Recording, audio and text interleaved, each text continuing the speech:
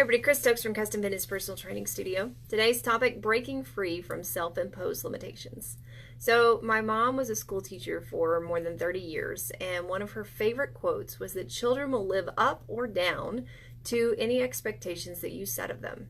How often is that true? Like if we think about kids, they're wanting to make us proud of them. They're wanting to challenge the status quo, but still have that pride and have mom or dad be really happy with what they're doing, right? So they're going to live up or down to their expectations. And the up part we get, right? But the down part might mean that maybe we're not challenging them enough. Maybe we're not expecting enough of them. I know that, there's parents on either side of the spectrum. Some expect their kids to make their bed every morning, and others just kind of say, well, whatever. And that's a mild case, but it's still a choice of whether, the kids now know, okay, I'm not expected to make my bed, so I'm not going to do that. So they're going to live up to that expectation of the fact that you don't want them to make the bed. That's great. But how does this relate into our adult life? Well, as we start to grow and, kind of get into adulthood where we start to take responsibility for our own actions, a lot of times our mental process kind of starts to shut down our open mind, right? It starts to close off our mind, and it brings us into these limitations, especially physically, of what we can and can't do. So I hear it all the time. I can't do squats. I can't do lunges. I'm pretty sure if I run, it's going to hurt my knees, and I'm pretty sure that if I jump, it's not going to feel good on my feet. So these are limitations that we place on ourselves. Now, there may be reasons behind this. Maybe you went running sometime and your knees hurt. So you've got a valid point that, one time that caused that. Or maybe, you did some bad squats a long time ago and it never really felt right. Maybe it made your knees and your ankles hurt and you just can't do that. So my first question I love to throw at people who say that I can't do squats is, I say, can you get up out of a chair? And they say, well, yeah.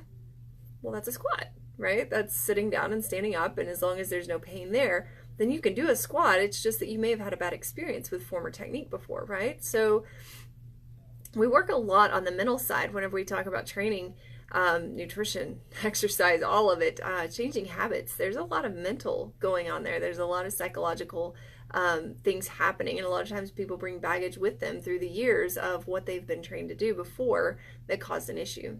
So we want to make sure that what we're saying no to is not being said no because we don't know of a better way, but rather because we have solid proof that yes, repeatedly this has caused a problem, right? Now, if it's once, we can't guarantee that one time was the actual issue, right? Yes, the former technique might have been off for that one moment, but does that mean that you should never squat again? Probably not, or you're not going to be sitting in any chairs. So instead of putting these limitations on ourselves and saying, well, I can't do this and I can't do that, start to figure out, kind of looking around, what else can we do? So maybe we can't do that specific thing, but what else could we do that's similar? So maybe we can't do a lunge. Maybe a lunge really is just, killer on your knees and your body doesn't balance well and you just don't feel comfortable in it. So great, what else could we do? Well, there's a lot of different things that we could do, right? So we're looking at what is it that we need to do? How can we get there? What can we do? So I've got 3 B's that we need to remember whenever it comes to these self-imposed limitations. The first one is to believe in you, to know that your body is physically capable, that just because you have a bad incident on an ankle doesn't mean that you have a bad ankle for the rest of your life. It means that you can have the opportunity to rebuild that ankle and to get stronger and to do things. So believe in your body. It can do amazing things if we just allow it to, and if we just try. So the second one is to be open-minded to new ways or ideas. So like I said, I have a lot of people who come in and say, you know what, I worked with a trainer 10 years ago, 5 years ago, I did these lunges, it was terrible, don't ever want to do them again, they hurt my knees. But then we might go out on the floor and practice something similar to a lunge and it causes no problem whatsoever. And it's because we're using a different form or technique. They're able to control their body differently than they did back then. Now, it's not against the trainer necessarily. Sometimes that's a side, maybe sometimes it's the client side, but we want to make sure that whatever you're doing right now in the moment is the right thing for your body.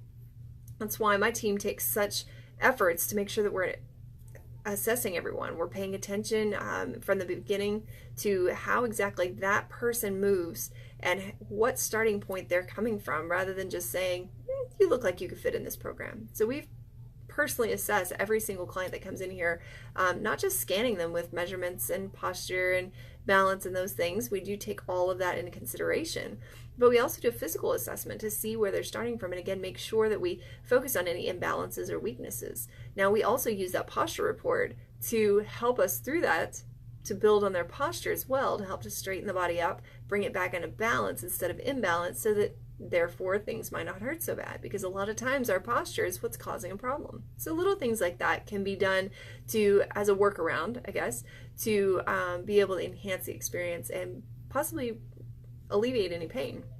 All right, so the third B is to be bold. To be bold enough to try again. To be bold enough to say, you know what, I've never done that, but I'm willing to try. I might not feel great, but maybe it's worth a try. Now, I'm not saying to go crazy with this and, do things that you know are going to cause you to be endangered or be injured or anything like that. But if there's something that you feel concerned about or you feel very cautious of, very wary of, maybe it's time to look into some opportunities to kind of grow with that and see, okay, is this something that I should refrain from, or is it something that I should be bold and step forward and try out and see if I can do? More often than not, those clients who come to us, and we're talking like 99% of the time, who talk about the lunges and squats and the lack of running and all those kinds of things, we end up being able to find solutions for them to still get healthy and fit, whether or not they can do that exercise, but we break the fear of that exercise by helping them strengthen around those things.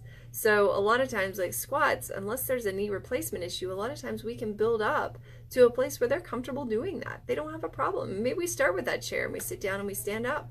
That's just fine. There's lots of ways that we can work through things, but as humans, we naturally shut down our minds and say, nope, can't do it. So instead of doing that, start thinking about the fact that you are in control of your own destiny. You are in control of your happiness, and you are in control of the positive thoughts that flow in and out of your mind and out of your mouth. So start to think about how you can do something. Even if it's not that exact thing, start to think of how you can do something similar. Because goodness knows, if you lose the ability to sit down and stand up, or to move from point A to point B without pain, you really end up with very low quality of life. So start setting higher expectations for yourself and allow yourself to be bold. I hope you have a great day. Remember, our Clean and Lean Challenge is coming up on September 10th. We'd love for you to join us on that. 6 weeks, chance for 2 nights in Vegas. Feel free to ask for more details. I've also got a Bring a Friend week coming up next week, so grab a friend. Come let us know that you're coming. We'll get you set up with a week pass, and we'd love for you to come try us out. So feel free to let us know about that, and we'll get you set up. And I hope you have a great day.